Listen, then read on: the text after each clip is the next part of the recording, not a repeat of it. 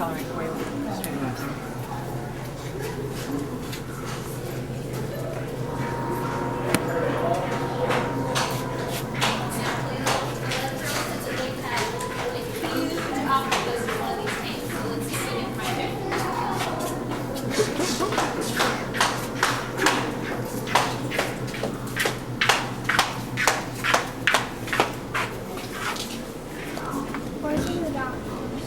She said that there's a huge octopus in all these tanks. Where's the rope on the camera?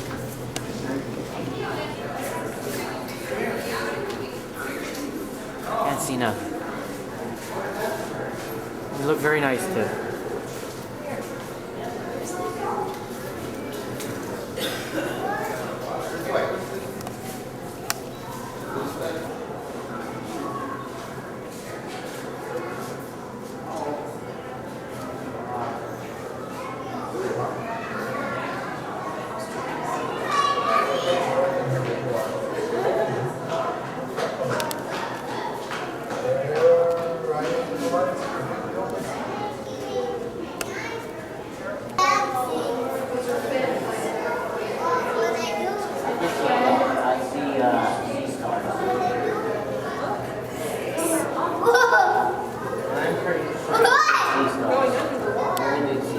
Over here.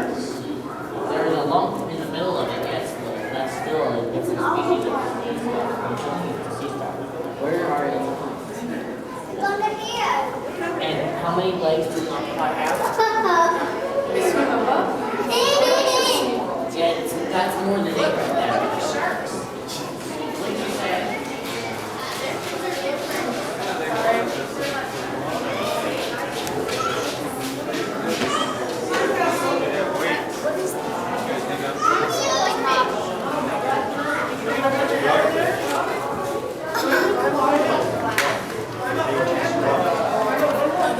We are the home aquarium.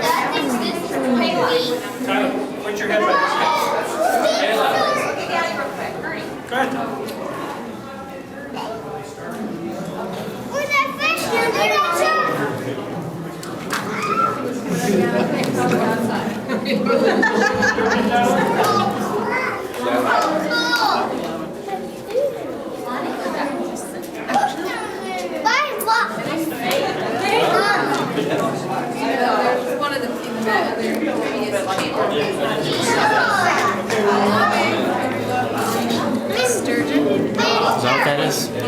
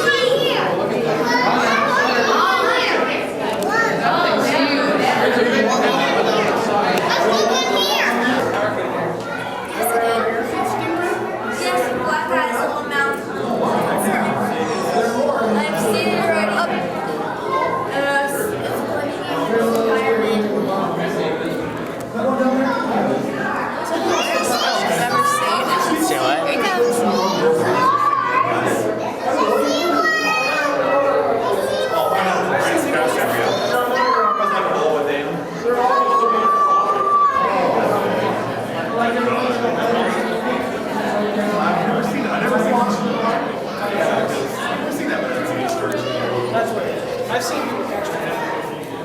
This must be freshwater fish. Nope. Sturgeon. Sturgeon spawn in the salt water.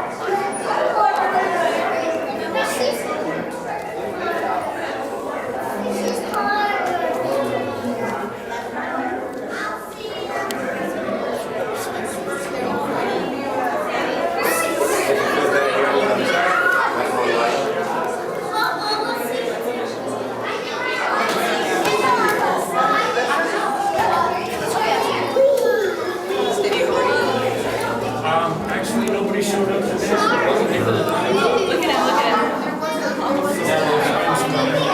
Right there?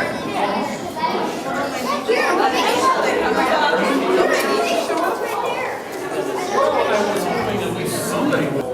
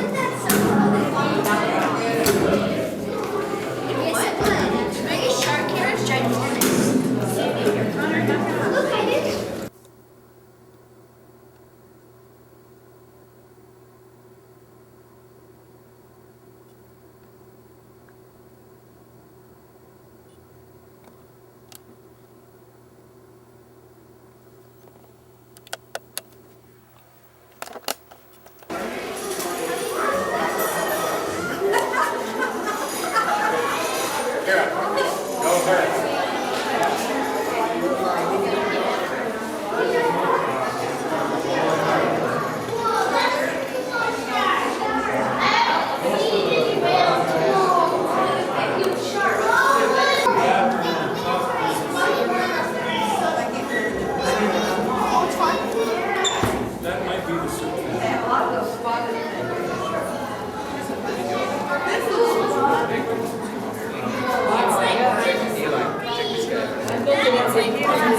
Right in front of him. Oh, I'm sorry. Sit out of the way, Eli. Sit out of the way. Come on. I can't see anyways. This So. will be good. What are you doing?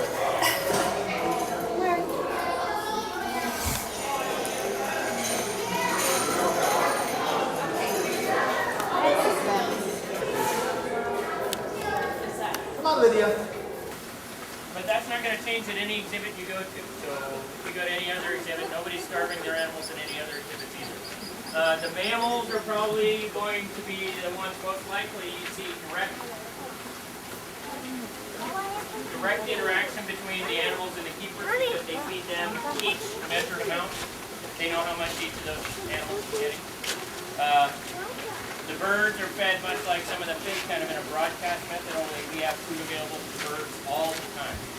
fish are fed specific times, but they also don't have the metabolic requirements that birds do and the marine mammals. They're always burning food. They need to have a steady supply, especially since we have such a large space and so many birds. That puppet's grabbing some fish. The reason we have these birds on display is because the method that they use for, one of the big reasons anyway, is the method that they use to go after fish. They're using their wings to swim rather than using their feet. Just about all other diving birds, well, all other diving birds in the northern hemisphere that aren't in this family are going to be using their feet to dive. Wing divers, like the ones in the southern hemisphere, penguins can't fly. These birds can also fly. If a bird flies over your head, don't look up. There are a lot of people in here, so anything can happen. That's part of visiting an aviary, so if you're not prepared for it. It's like visiting a real seabird colony with a net over it. So another reason we feed all of the time is so that the birds can just do whatever it is they're going to do. They don't depend on us to have direct interaction with them. Really, a lot of keeping in this facility is much like field biology. We're just going to watch the birds for behaviors that tell us what's going on. Healthy puffins look like this bird. A bird that's not necessarily as healthy might look a little different to me, but not to you. And that's when we worry about catching a bird and maybe doing a health check on it. This morning I caught one of the pigeon guillemots because it needed to be rebanded. It didn't have a band on its leg. It had two, but one had dropped off, and then finally the second band dropped off, and this morning it was almost like it walked up asking me to catch it. It wasn't that easy, but it happened to be where I could get it. They can fly really well, so we take advantage of those opportunities. Otherwise, we don't touch them. If a bird gets close to you, don't touch it, so that other people can enjoy that the bird's getting close. You might be able to get away with it, but you're not really accomplishing much. The birds don't really want to be touched. They want to be looked at. Really, if they want to be touched, it's by other birds, not by people. They're not looking for humans. So this side actually only has about a dozen birds, and you can't even see all those. Most of the birds, 90 plus, are on that side, including a species you're not even seeing over here. So that's where I'm going to go. And if you want to hear me talk more like 1-year-old pigeon guillemot, and right off your top, there's one here. Oh, there are a couple over here too. These are right off your top, which you don't see on the other side. That one's standing there. They're all fish eaters. They can dive. The case of a bird. Birds can dive 600 to 700 feet in the birds so far. So if they're diving to 600 to 700 feet, they're probably going to be able to stay down for a few minutes to 6 to 700. So, what's that? Well, it is. It seems unbelievable, but really there are a lot of animals that do some pretty amazing things that they're just really well designed for. Penguins also dive to really great depth. Some of the larger penguin species can dive 1,000 feet plus, but they're designed for it. We do some really amazing things that birds can't do too. It's really more a matter of just knowing that they're out there. A lot of folks live in or around Oregon or on the West Coast don't even know these birds are right out there this time of year. You can see them. One of the important public service announcements I'm making sure to give is before you run away and get tired of what I'm talking about. Common birds, if you're visiting the coast, or if you live here, common birds are washing up on the beaches in the hundreds right now. These black and white birds. If you spend time on the beach, you're going to see common birds. You're going to see common birds that are dead or dying. Those birds are going through a natural die-off this time of year. Most of them are juveniles, they aren't adults. If you actually looked at the size of the birds washing up on the beaches, they're young of the year that aren't surviving because not every chick is going to survive the nesting season. It's a natural phenomenon. There's also warm water. There's warm water events occurring, so fish aren't where they might normally be. So the food supplies are not following the normal trends, and birds, I think in general, are having a hard time finding them. Birds are mostly what you're going to see, though. We know there's not any huge catastrophic event, maybe an unnatural one, because there aren't lots of different species watching up. It's actually birds that have specific feeding patterns. These birds that happen to be densely nesting along the coast, there are a lot of chicks successfully hatching. So that means we're going to see, since there's a larger number of chicks, we're going to see a larger but normal percentage of die-off of those chicks. If you happen to be at the beach and see them, don't pick them up and bring them to the aquarium or anybody before you call and ask what or if you can do anything. The fact is that those birds are also a food supply, just like these fish are that are just innocently swimming around in the water.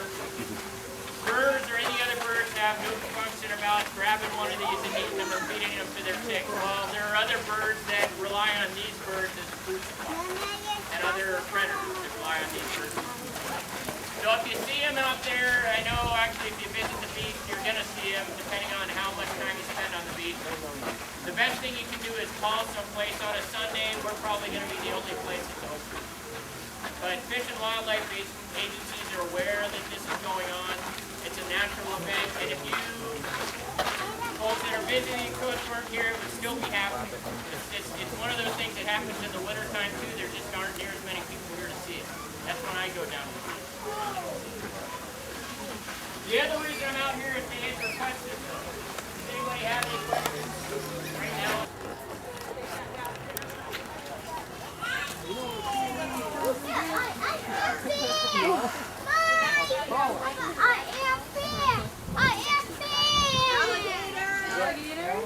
That looks like a dam. Alligators! Here, let me get a picture of them. Excuse me.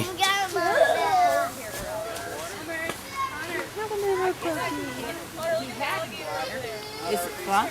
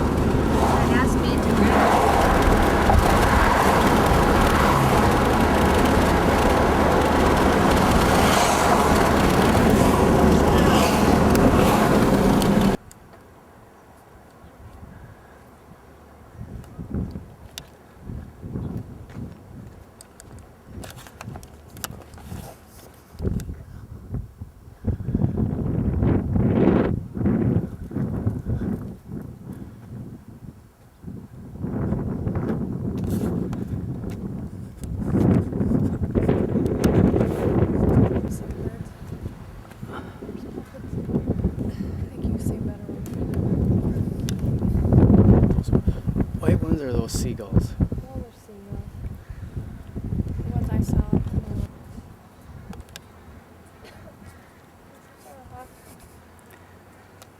Guess they know it's a threat.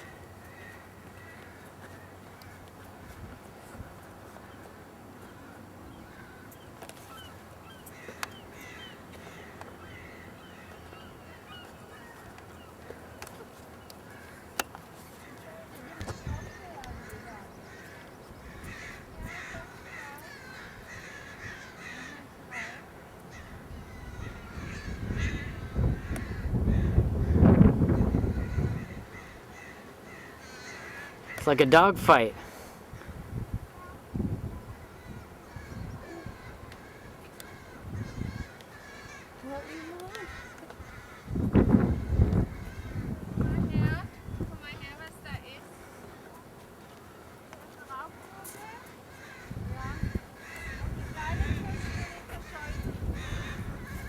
Well, obviously they're not going to leave it alone until it goes away, and it doesn't want to go away.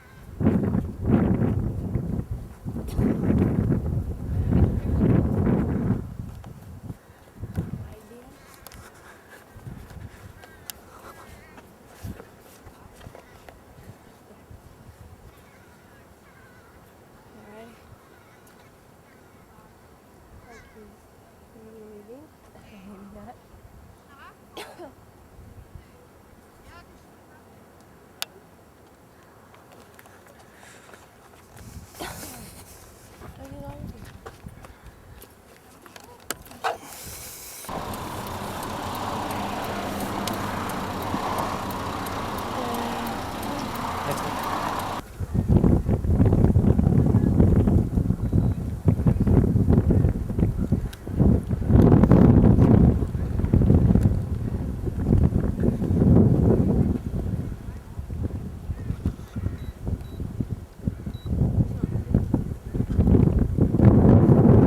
Tiff, turn around a second.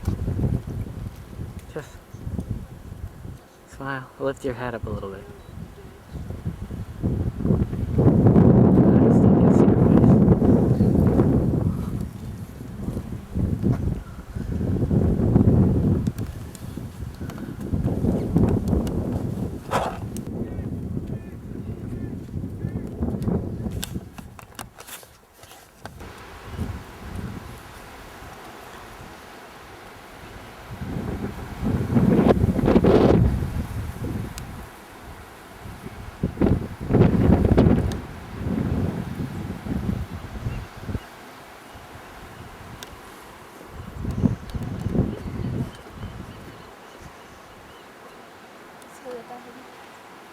Excuse me?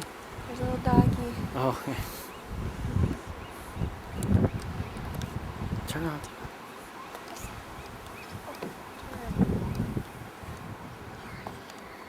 Look at my awesome hair.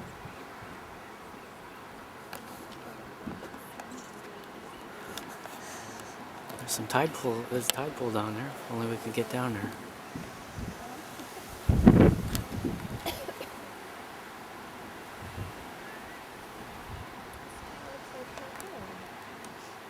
Rock face. If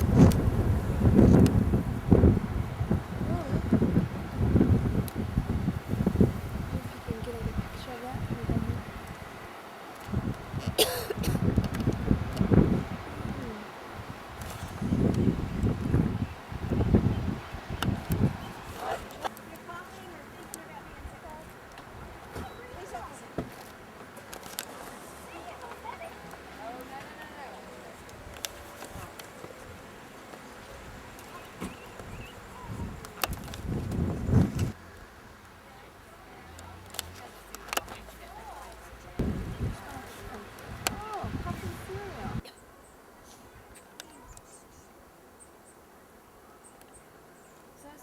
Near nesting colony at 3 Arch Rocks is the largest south of Alaska.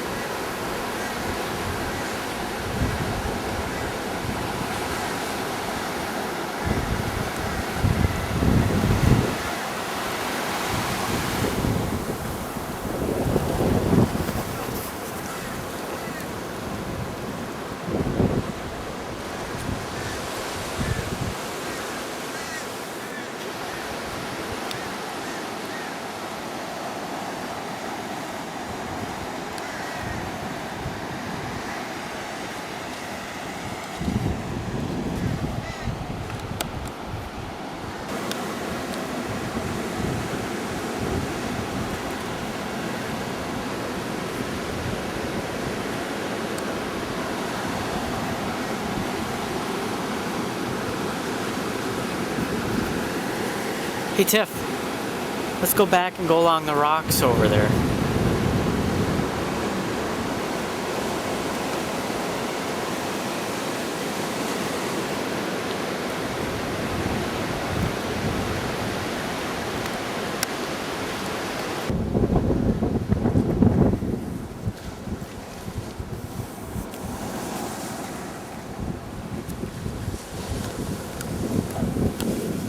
A lot of anemones here.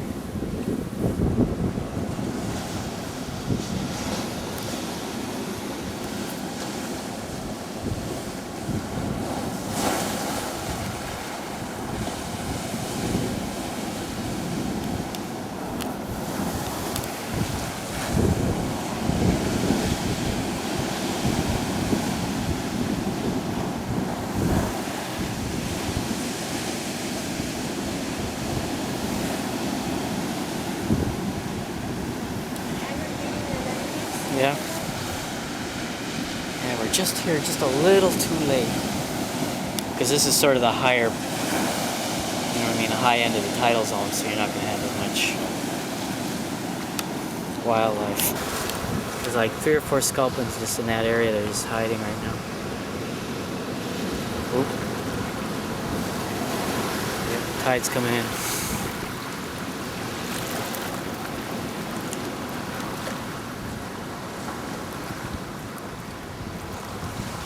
You didn't see him? Yeah, I saw him. Yeah, we better.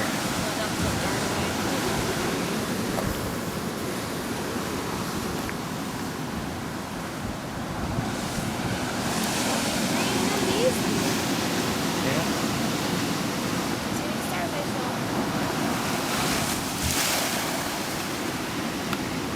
Let's go over this. See the cave?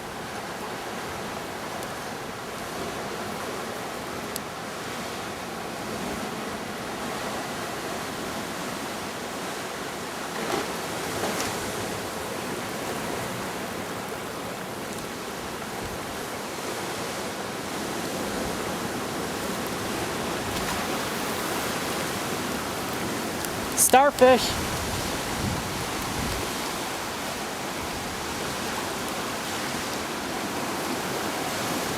Starfish.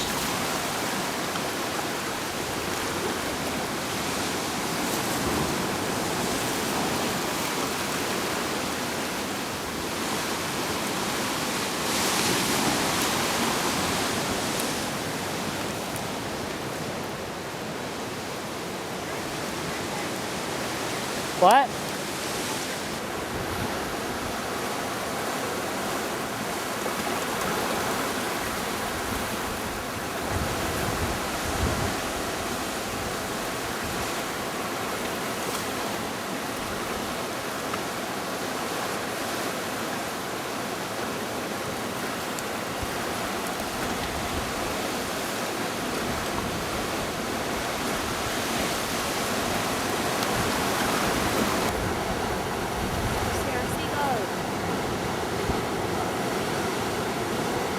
Did you get a picture of all that?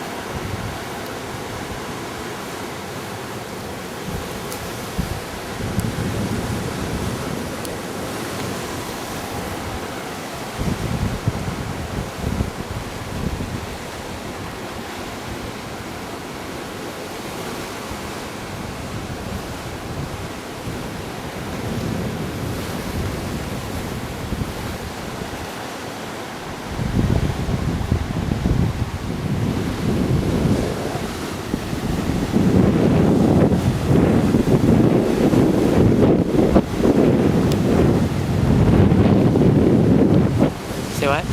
Yeah. Sure you don't want to go down there? What?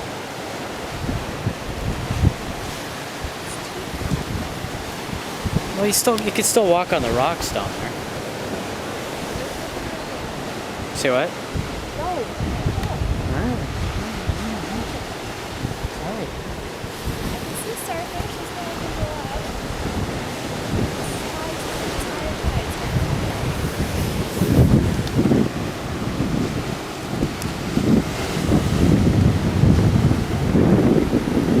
Wait. Take your hat off.